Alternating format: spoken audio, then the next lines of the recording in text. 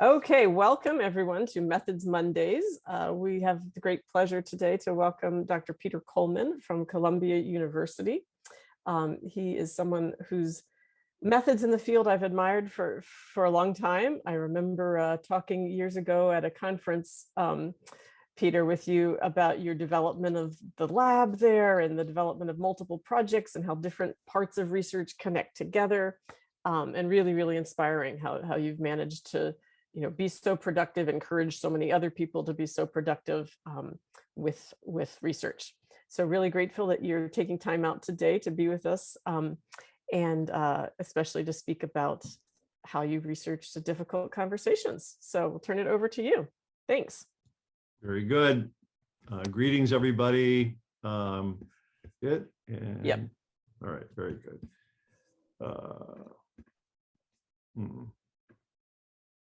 There we go. All right, sounds good. So yes, I'm going to talk about, if time allows, a couple of studies, programs of research that we've done through the years, mostly studying intractable conflict, intractability, which I imagine you're familiar with. But just in case, let's start with this. If you can, and I can't really see you at this point, but if you can just tell me why you think it's intractable, this particular conflict. I know it's a small question, but if you were to essentialize how this conflict has been stuck for somewhere around 100 years, why do you think it's intractable? Anybody have any insight into that?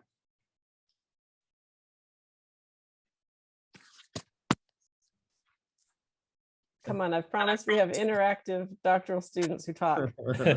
There's a lot of kind of non-negotiable issues involved in it, so it's not easy to make some kind of trade or compromise.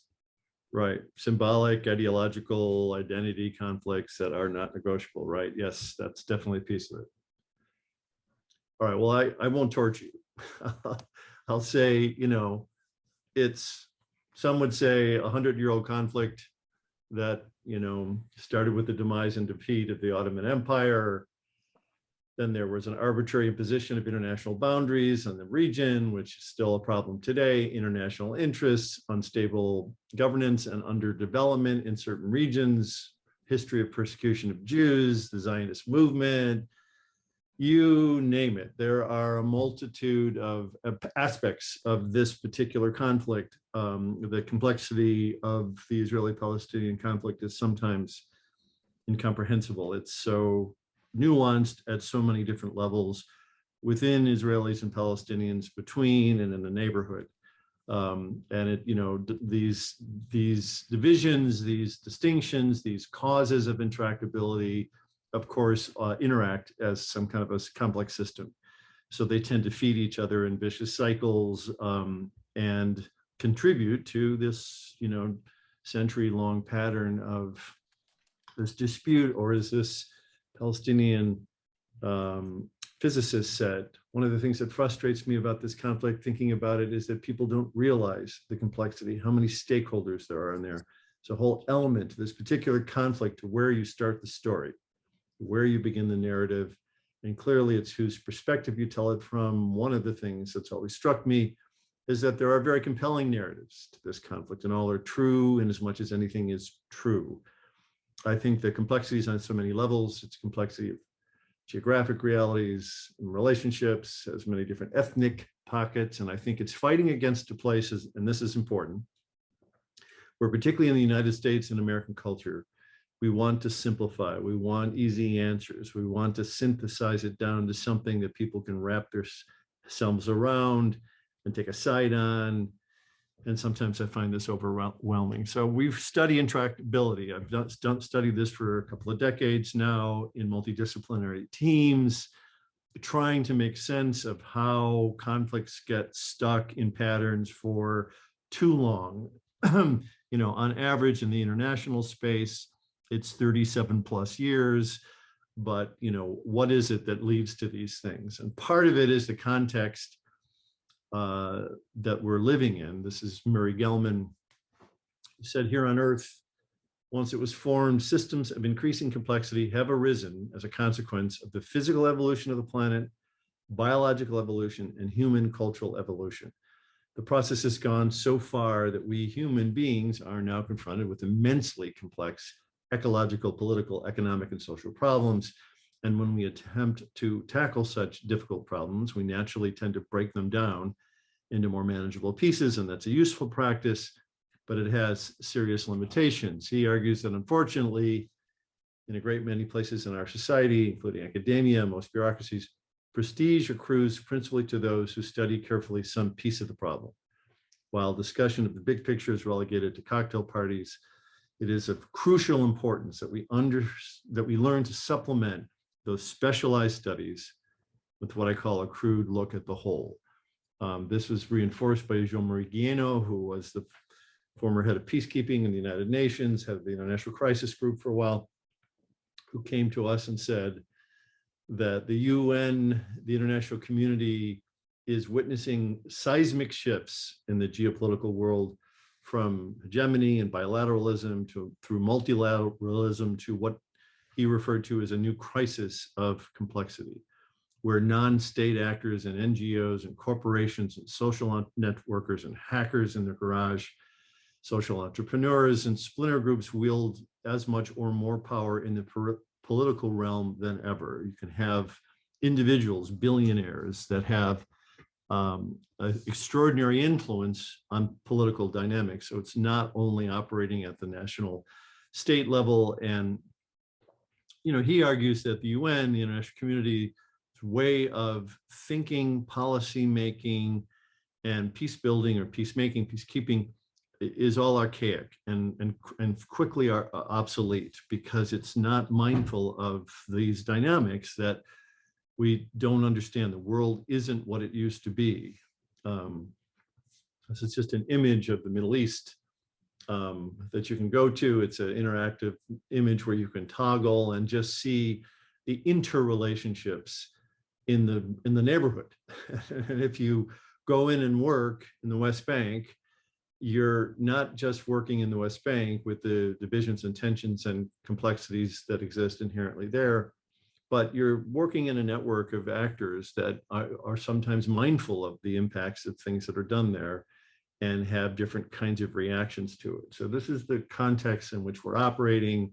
And just to put a cap on this, Bob Keegan, who's a developmental psychologist, wrote this book in the 90s, where he's talking about just our world, and says as the world becomes more interconnected, complex, volatile, and predictable, we become more simplistic in our thinking and feeling. And this is a phenomenon that to some degree humans are hardwired to do. When we face immensely complicated, complex, threatening dynamics environments, we have a tendency to simplify and try to essentialize. And part of that is how we've been trained in science and education through through all of our histories. We do essentialize and look for the pieces of the problems that we can address, but we're oftentimes not mindful of the whole. And so there is a tendency, particularly under threatening conditions, for this to occur. So I've been working for a couple of decades in multidisciplinary teams, studying things like intractability with anthropologists, political scientists, economists, you name it. But often we use complexity science as a platform to be able to talk to each other and understand each other. So I work in multidisciplinary teams in these larger projects. And the approach we take is called dynamical systems theory, DST. It's a particular approach to understanding complexity. It's out of applied mathematics, but it really understands things like intractability as these kind of cloudy problems with a lot of interacting parts that settle into patterns that become particularly resistant to change. And those are called attractor dynamics. And there are some basic premises to how we think about these things. We think about not just sort of short-term outcomes or linear effects, but we're interested in how the system stabilizes into patterns over time. So we're less interested in agreements and more interested over 100, 200 years. How do these patterns reveal themselves, and how can we understand that? we recognize that there is no one cause for these kinds of problems of intractability, despite how theorists and scientists fall in love with our causes. There are a constellation of factors that operate in nonlinear ways. And there is a principle in physics that's relevant to social science as well, which is the energy minimization principle, which is that, the easier things are, the more likely they are to happen. And this is true with our cognitions, right? We take shortcuts in how we make sense of the world. And that's because it's easier to do, and it takes less effort than to consider all the different distinctions and dimensions.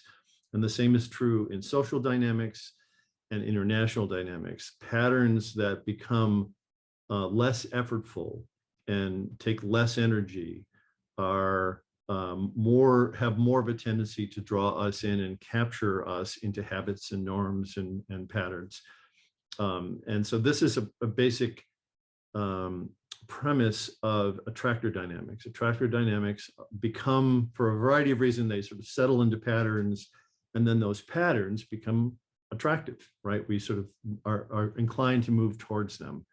I'll skip that for a second. So for this last 20 years, we've done a bunch of empirical research, we've done some books, and I'm going to talk particularly about this area of research. This is an article that came out a couple of years ago. I don't remember when, frankly, 2017, I think, something like that, that I did with Katerina Kugler, who's a colleague of mine, former student, on our difficult conversations lab. So this is studying one element of these complex systems, particularly how people talk to each other, as a microcosm of the dynamics that are related to intractability. So the dynamics, I characterize in a 2011 book called The 5% as the crude law of coherence and conflict. So one of the basic principles in social psychology is that humans seek coherence. We were driven towards consistency in our thinking and behaving and feeling, in our relationships. We seek that generally, particularly under conditions of conflict or complexity or threatening dynamics. We really need to make sense. Are you with me or against me? Are you on my side or you're not? And so there is a natural tendency, this is out of Gestalt psychology, for us to try to simplify the world. And under some conditions, particularly long-term protracted threatening situations, that we become hardwired for that. And the more complex, the more we simplify. And it can become a closed system where us and them becomes very clear and very automatic. However, one of the things we've found in our decades of research is that more complex patterns of thinking or feeling or acting or traveling, organizing your societies can mitigate this tendency to oversimplify into us, them. And that's what I want to talk a little bit about in the study, is how we study that in the context of dialogues over moral issues or on which people are morally opposed. This is, again, comes out of applied mathematics, thinking of conflicts as these complex systems that settle into these patterns that we call attractors. And what are the conditions under which, though conversations, when they're trapped in those attractors, go well or go poorly? So that's what we study in the difficult conversations lab. We've done a variety of different types of research over the years to understand intractability. We've done a lot of qualitative research studies, including Mozambique. Andrea Bartoli, who used to be affiliated with the SCAR at the time, was actively involved in that process and had access to that. So we did case studies on that, and on the Ashoka Fellow, social entrepreneurs. So we did a lot of more qualitative work to try to understand how these patterns settle and the conditions under which they change. Like, when does a conflict, a 16-year civil war like Mozambique, where there's been multiple attempts to address it, what are the conditions under which you actually see substantive change, dramatic change? So we've studied that in cases, we've studied it in lab research, we've done mathematical modeling of complexity networks, a spread of intractability through a community over time. So our team has done this. What I want to focus on is mostly the moral conflicts or the difficult conversations lab. And then I'll talk potentially about another study if I can. But let me start with this. And I'm going to stop, let's see, sharing for a second and try to see if I can see you and ask you, dialogue. What is dialogue? We're going to talk about dialogue. What is it? When you think about dialogue, what are we talking about?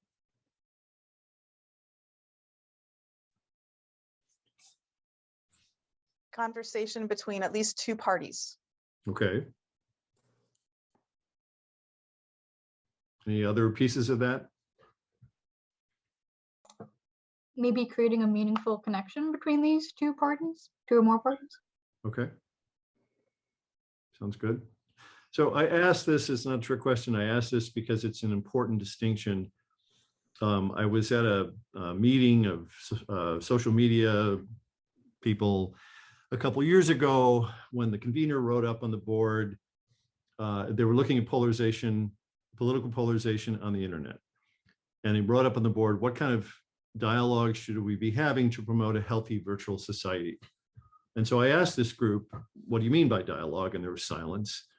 And I offered this distinction, which I think is an important distinction. When most people are talking about dialogue in the context of politics or political differences, we're really talking about debate. We're talking about, you have a position, I have an opposing position, I listen to you to find flaws in your argument, I weaponize those flaws to win points and win the game. I was trained to debate in high school. We see debate in politics, we see debate, in our court systems. Debate is the primary way we think of engaging political differences anyway, but many kinds of differences. And dialogue is fundamentally the opposite. Dialogue is a process of learning and discovery, which is not about winning the game. It's more about learning. So in a dialogue process, a truly facilitated dialogue process, oftentimes, not only will I learn about the other's lives and lived experiences, and not only will I learn about the nuance of a particular issue and how complex it is, like if it's about immigration, laws in America, if you start to unpack that, it's an immensely complex topic. Has nothing to do with a wall, right? The presence or absence of walls. It has to do with many things. So not only do you learn about the other's experience and you learn about the complexity and nuance of issues, but you learn about you and your own misunderstanding or lack of clarity or assumptions or connections or associations. So dialogue processes are processes of opening and discovery. And that's fundamentally different from what most of us do most of the time when we're pitted against somebody who has an opposing view on something, right? And this is an important thing to be mindful of, because this is sort of what we've been trying to study in this thing called the Difficult Conversations Lab. So this is a lab. So I worked with this dynamical systems team. We got a grant, did a bunch of theoretical work, and propose some models, but we needed data. We needed to say, okay, so we think physics attractors are a useful metaphor, concept, but we need to find data in order to validate some of our theory and assumptions. So what we started to try to look into is, is there existing data, which there is, but is there a way to collect actual data so that we can start to do experimentation on what we think helps difficult conversations, help people navigate those more effectively. So we, as probably, much conflict research is either case study research of things that have happened, survey research of kind of current events or current, experiences, simulations where people pretend that they're somebody or something else or in a particular situation. But it's very rare that people actually study actual conflicts. There's few that actually do this, like in real time. So we built this lab that we call a capture lab. It's based on the methodologies employed by some other groups, but particularly John and Julie Gottman, who study marital conflict, where they bring partners together into the lab and they study them in conflict, and they study the dynamics that happen between them over time. So we had to build a lab that allowed us to do this because, again, much research, particularly in psychology, does kind of pre-post things. If you're doing a longitudinal study of some type, you do a measure, you have an intervention of some type, like a dialogue conversation, and then you see afterwards, how do people do? And that, can be telling. You can learn things about, they came in with this attitude and their attitude shifted a bit for the conversation. But what you miss is what the heck is happening.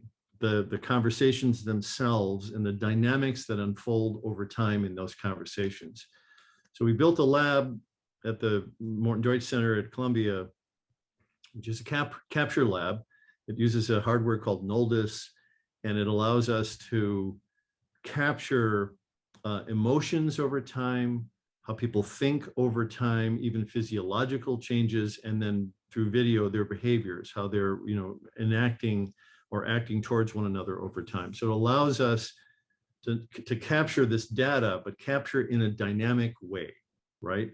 And that's different from much research. We usually don't have that research unless you have like a 200-year window, like the Correlates of War database, where you can look at patterns like that. So we built this lab. The way we use it is, and again, what we were trying to do is actually bring actual conflict into the lab in ways that are ethical and could get past a institutional review board. So we survey people on their attitudes on difficult issues, pro-life, pro-choice, Trump, things that are typically polarizing, perhaps intractable. And then we match people who have opposing views, and we invite them into the lab. And then basically what we've done in the lab for about 15 years is study the conditions under which conversations over moral differences go well or go poorly. And so there's been a series of studies we've done where we've manipulated different kinds of things to see when do those conversations go well and when do they go poorly. Does that make sense? So for example, one of the things we do is, in order to track people's emotional experience, is we record the conversation. And then as soon as the conversation is over, we separate the parties, have them go into a room, put on headphones, and then they listen to what just happened. And then they tell us from moment to moment. They use the mouse on their computer, on a computer, and then they track for us their feelings of positivity. If you see on the top, this little figure, positivity on the top, negativity on the bottom, it's usually left and right. And then they move the mouse from moment to moment as they're listening and experiencing this conflict again, to give us some sense of their emotional dynamics over time. Did they feel negativity? Did they feel positivity? Did they just feel numb and neutral in the center? What did they feel? And so that's what we asked them to explore through this, what's called the mouse paradigm, which was developed by Andrzej Nowak and Robin Balaker, two of my colleagues. So what we're interested in is not pre and post what happened, but it is in those emotional dynamics over time. So let me just show you an illustration of this. So this is one dyad. And in this dyad, afterwards, we sort of assess their satisfaction with the process itself, how the talk ended up, the relationship that they felt with the other, their degree of cooperation, would they talk to them in the future? So sort of typical kind of outcome variables. And then we look at how they felt in terms of negativity and positivity over this conversation, the period of this conversation. So there are two people in the conversation, some negative emotions, some neutral, some positive emotions. So again, you get a variety of these kinds of emotions in these types of encounters. And what you can start to do is look at person A and their emotional dynamics over time, and person B in the same. And then even look at how together they were feeling over time in the context of this emotion, of this conversation.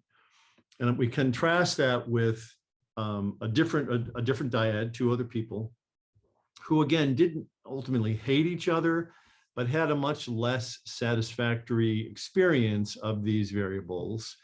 And so one is ending the conversation feeling pretty good about it, this one less good about it. And then what we're interested in, again, is their emotional dynamics and where they settled emotionally in their conversation. And what we see eventually, again, is sort of more coherence in their emotion, that the participants felt either neutral or negative, but never ventured into positive. So they were kind of stuck at that end of the dynamic. And then we just sort of compare over time these dyads, those that have what we would say is a more complex experience of emotion, of their emotions over time, or a more coherent experience where they collapse into negativity early on and possibly stay there, right? So this is one of the ways we measure complexity. How, to what degree are people able to, over time, stay in a place during a conversation with somebody who they differ, are opposed on a moral issue with? How are you able to feel different things over time? And there is a concept called emotional complexity, and it's the degree to which you experience a range of emotions, but it's also your capacity to experience contradictory emotions and hold them, right? Negativity and positivity at the same time. And so this is an indicator of emotional complexity. And so we're interested in the conditions where people having these conversations can have higher levels of emotional complexity. So we've done different studies on this. The very first study we did was just a correlational study. We brought in 60 dyads, looked at them over time, and then we're interested in which are the ones that ended up in a place where they felt pretty good about what happened, and which of the ones, got stuck and either it had to stop or, ended up dissatisfied. And what we found was these higher levels of emotional, cognitive, and behavioral complexity on different dimensions over time in these conversations. So again, like behavioral, we study, for example, how many questions are asked versus advocacy statements offered. So if this is a pro-life, pro-choice conversation, how many times do I say, it's just morally wrong, right? It's just morally wrong to do this, and that's clear. Or do I say, what do you mean by that? Can you give me a little bit, can you break that down for me? Or can you explain when you say this, what that means? And so we just look at the balance, the relative ratios of inquiry to advocacy, how often you are focused more on you and your position and your interests versus the other. We look at integrative complexity, which is your degree of being able to think about problems in more nuanced, complex ways and synthesize it for decisions. And then we look at various emotional dynamics. But this is all the process of looking at the complexity of the dynamics over time during the conversation, right? And how more highly complex conversations in terms of emotions, cognitions, behaviors lead to better outcomes. So one of the things we found, again, not only do we see these emotional dynamics, but what we see is that these dyads that are able to move into and stay into more emotionally, cognitive, behaviorally complex dynamics, they are able to reach consensus on decisions. They're able to write accounts of their decisions that we share publicly, and those accounts are more nuanced and politically sophisticated. So the outputs of the dyads that are in these more complex dynamics are superior outcomes in terms of the quality of statements and in addition to how they sort of feel about each other. So they're both objective and subjective dependent variables. And then one other thing I'll point out from these studies, which are interesting, and this is something that John Gottman finds as well, is what measuring things over time allows you to do is look at the dynamics over time. And one of the things we find, like Gottman finds, is that how these conversations begin, whether there's a degree of respect or tolerance or, acceptance.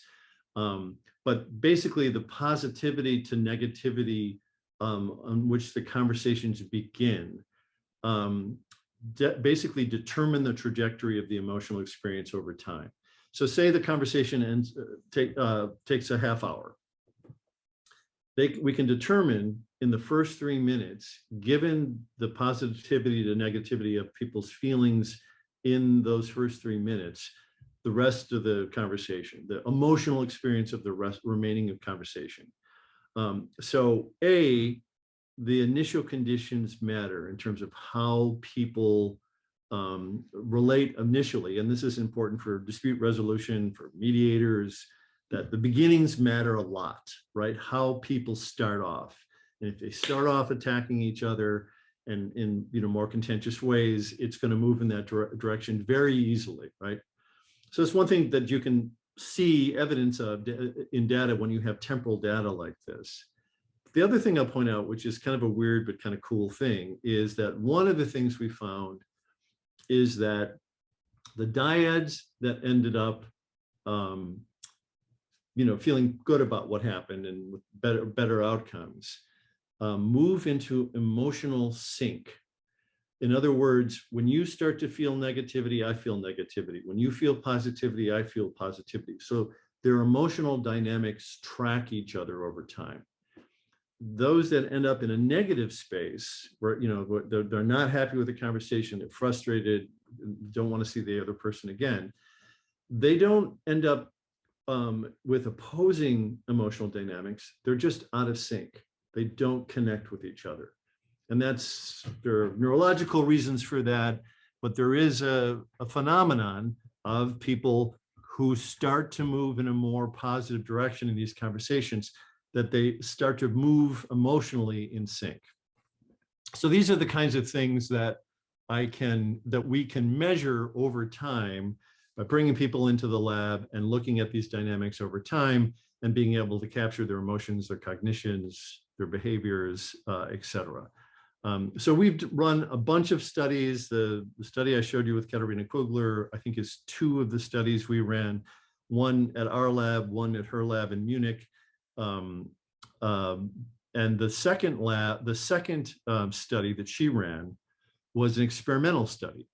So not only can we just look at how things move naturally and the more high level complexity or low level complexity, but we can manipulate that. So how do you do that?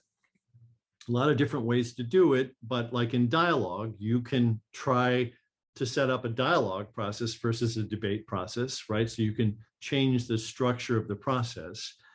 One way we did it is simply how we present information. So many studies over, quote, dialogue, information is presented to partners that is pro-con, right? So you have a pro-life, pro-choice conversation, you bring 2 people in, they're opposed, and then you give them information that says, here are the pro-life talking points, here are the pro-choice talking points. And so you give them both sides, right? Which is what the news often gives us, is 2 people arguing like that. What we find is that when you give information like that, that is basically dichotomous, people through selection bias and the need to confirm your beliefs, you pay a lot of attention to the information that supports your beliefs, and you kind of ignore, avoid, or really just don't process the other half. So you go into these conversations more prepared for battle. If we take the same content that is in the pro-life, talking points, but say, this is a complex issue. Abortion has, medical, religious, family, legal, cultural, there are many dimensions to this. And there are these different issues that are on either side. If we take the same content, but present it as not either or, but as a complex set of dilemmas and trade-offs, then the conversations are qualitatively different. People feel more mixed about the conversations, mixed emotions, which is good. They don't just get stuck in negativity. They think about it in more nuanced ways. They treat each other and ask more questions. They learn more. There's more learning that comes out of these conversations. So that's an example of an experiment we do where we can bring these people with opposing points of view into the lab, manipulate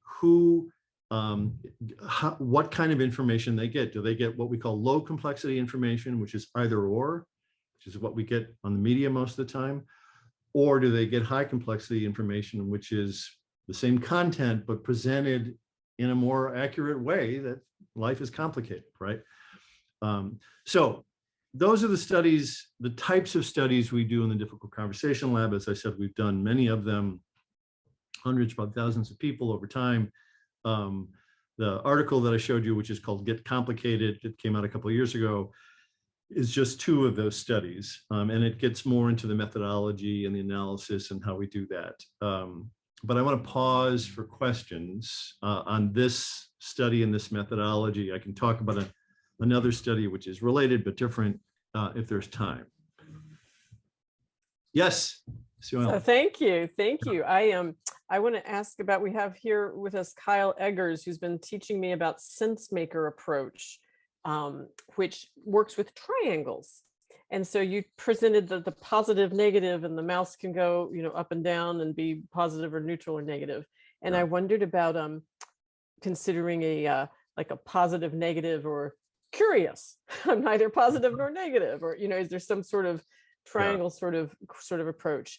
The other thing I wondered about is putting individuals who have gone through one dyad, maybe around what they think of Trump or something, putting different individuals with different pairs in pro-life, pro-choice, or so to look at kind of like personal, to follow one person in multiple dyads. What is the personal style? And then the other thing that occurred to me, I was really fascinated by the method of taking people do a dialogue, and then they review the tapes of it, and they're doing a reflective practice there. They're going back and re-experiencing, and they're kind of taking as object their experience of that conversation. Right. Do they learn from that? And will they be more constructive in future dyads once they've done a reflective process on one topic with one dyad? Yeah, that's a good so question. And is that a way we can teach dialogue? Can we teach dialogue skills by doing that? Yes. So let me go to the first question about triangle. So we what we are able to do with the mouse coding is look at positivity to negativity, neutrals in the middle, positive, negative, and then we can look at the degree to which people move to one side or the other. So it is intensity, it's positivity, negativity, and it is intensity. We tried to look at other dimensions simultaneously, and it's too complicated for people. They can't get their head around what we're asking them to do. And so we tried to make it at some point 2-dimensional so they could move up and down or back and forth. And it just got, we just got noise because people it was too hard to, this is hard enough to ask them to whatever.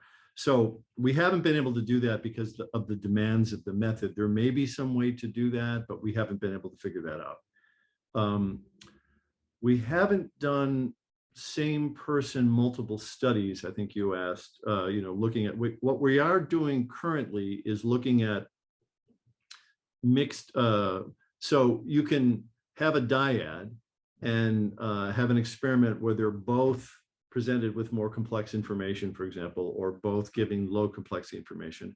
What we're looking at now is mixed dyads, where you have one person high, one person low, to see if what we assume to be true is because of the negativity effect. In psychology, there's a thing called the negativity effect, which is that negative experiences of threat or competition are more powerful and formative than positive.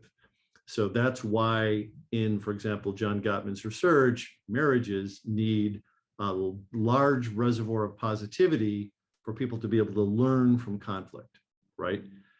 Because even if in a particularly a marital relationship, if you have positivity and negativity that are balanced, the negativity will overwhelm it because negative experiences and encounters are more formative, they're deeper, they hurt more, we remember them longer, so they have more of an impact in our relationships, which means that in, for example, marriages, You want to have a high reservoir of positivity and rapport and trust and friendship and silliness and all that, so that when there is a confrontation, your relationship can tolerate it and you can learn from it and make adjustments, right?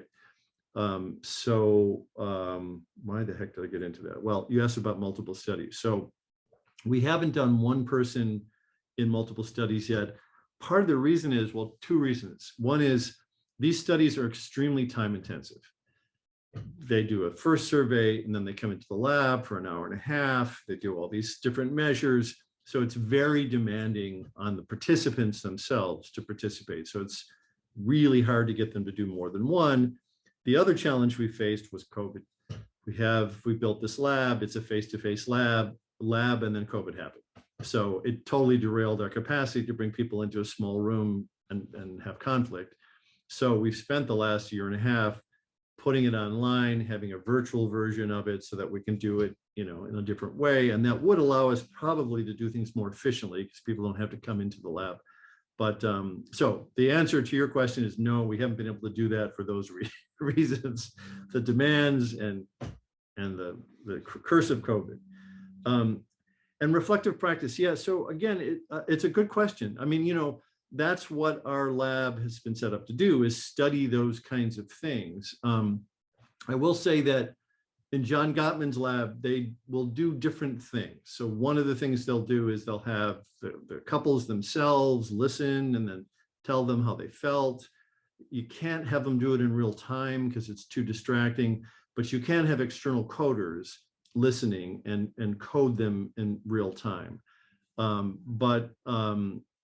So, there are trade-offs on that. Obviously, to some degree, you want the participants to tell us what they were feeling when, but you can't have them do that simultaneously. We were trying to find a way, some like lanyard or some, galvanic skin response or some kind of physiological reactions, but they're still too crude to capture enough of the emotional dynamics to tell us anything. It just shows stimulation. It doesn't show what direction it is, right? So until we have implants in their brains, which we're not quite allowed to do yet, we haven't been able to do that. But to answer your question about reflective practice, those are the kinds of questions we can test, because you can do basically anything to the participants and have them have different kinds of experiences, and then see what those experiences are in terms of their capacity to tolerate the other and to sit in the conversation. And so we could do a kind of reflexive practice study. We haven't done that yet, mostly because we've been derailed for 2 years. Yes. I see Fatima has a hand up. Yeah. Hi, Dr. Coleman. Thank you so much. This is wonderful. You just mentioned the possibility of having the external coders try to assess. Have you all thought perhaps maybe there would be a good opportunity to study the difference between the external coders, like as in have them assess and then compare that to what comes out post dialogue with the actual participants, to kind of see what the difference or parallels are in what we view outside and what they view internally. Yeah, really good question. We haven't done it, but Gottman has done it. So what we're able to do is build on. So the Gottmans have been doing this for 30 years. They have what they call their love lab. They bring in thousands of couples over time.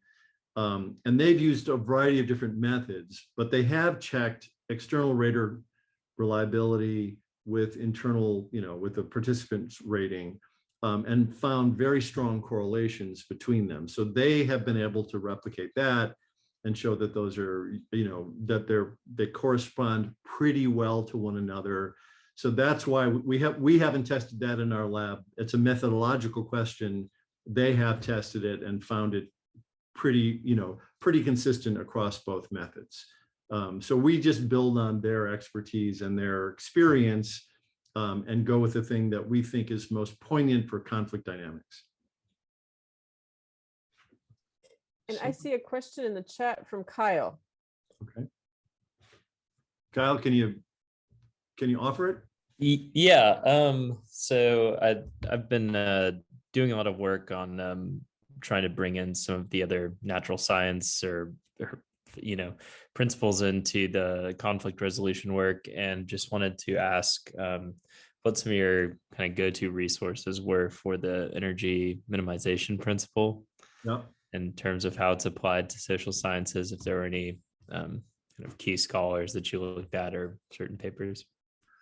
Well, to some degree, as I said, it's a pretty pervasive phenomenon in psychology. But one of the books that we have is a book called Attracted to Conflict, which came out, I don't know, 10 years ago or something like that. And it is more, I wrote a book called The 5%, which was an attempt to be a more accessible book. Attracted to Conflict was the science behind it. And so in that book, Novak in particular talks about energy minimization as a principle, and then some of the citations on that. Again, we see this, well, we see it in many different domains, but that's a source that will provide you with a summary at that point of the areas of science that address that. Yeah, but it is a pretty common phenomena, like in cognitive science, the whole metaphor of us being cognitive misers, right? That we're bad decision makers because we're taking shortcuts all the time. We don't systematically look at things. We look at the first idea that comes up and then go with it, right? So, and that a lot of that is because it's in order to process information in a more systematic or effortful way, takes energy and time. And we're kind of hardwired not to do that unless we absolutely have to. And so that's, again, one area that looks at energy minimization as a basic principle in cognitive processing. Yeah. Well, we may have time for one or two more comments, and then we're getting close to time here. Yeah. Do you want to say anything about The Way Out and how to overcome toxic polarization? That's the book I've heard you speak about more recently. And I think people may be interested in that. Yeah, so The Way Out happened because, of the culture that we live in the US these days, political culture and division, and the potential of civil war, which is unfortunately high right now. And because of the Difficult Conversations Lab, the media started to come to us to ask us about how should people have these conversations. And what I started to learn about was some of the well-intentioned groups that said they were doing dialogue, but were doing it around conflicts that need to be carefully handled, and were mishandling them. And so, I wrote this book really because I was concerned that a lot of the practitioners out there were insufficiently informed by the science, not just our science, but contact theory and when it works and when it doesn't, right? There's good science on that. There's thousands of studies on it, but there are these well-intentioned groups that are just sort of saying, find an issue, give us your attitudes on an issue. We'll match you with some of your community, go off and have a cup of coffee, which most of the time works well, but not if you're talking about Donald Trump or Colin Kaepernick, right? Those kinds of issues are potentially explosive, and people usually leave those conversations feeling worse and more alienated from the other side. So the Way Out was my attempt to glean kind of 5 principles from science, from evidence-based practice, that has relevance for how to have those conversations well, and for other aspects of your life beyond conversations that can help you navigate these kind of divisive times. So yes, I thank you for saying that. Strongly recommend it. This too is an attempt to talk to the general public, because most of the stuff we write in journals and more textbook-like things nobody reads. So we've been trying to communicate to the general public through books like this, because particularly in times like this, everybody needs to have some understanding of the science and how it can be helpful. Well, thank you so much. I've just put, we have this event system here that I don't have access to everyone's email for those of you who I don't know. if you've registered through the event system for this event. So I put my email address there. Some of you came in late because we had a mix up in our event link, and I'm really grateful you found us and connected for at least the latter part of the event. And I can share a link to the recording in a few days once the recording's ready, if anyone wants to catch up on what we covered in the first moments of the discussion. I want to thank you, Dr. Peter Coleman, for joining us today. Always inspiring to learn more about your work, and you've shared a lot about. I really appreciate the way you can zero in, focus in on one piece, but keep the whole bigger picture in mind, and focus back out and connect all these pieces together. And it really builds knowledge in a beautiful way. So thank you so much. Yes, it's a bit Is exhausting. it okay to ask one simple question? Sure. In terms of, I'm one of those people who came late because I couldn't get in. In terms of high complexity and low complexity, are the mediators the ones to present the information, or the people, the contending parties to the who are going to who will be presenting the material? We have done a series of different studies. So it just depends on the study. Usually it's not the facilitator. The facilitators are usually there just for safety and to shut it down if it gets tense. We asked, so we script them very carefully. Usually, there's information that's presented, or if it is a process that's being ushered, that is a facilitator walking them through the process. And those can be more and less complex and more and less opening or closing. So with those studies, it is that third party that's introducing it. And then we try to be very careful about controlling, the fact that each facilitator be very consistent in how they do that. But there are different studies, yeah. Well, thank you so much again. Really appreciate it. My pleasure, Sue Ellen. Thanks for inviting me. Thank you for joining. Bye-bye. Bye. Thank you.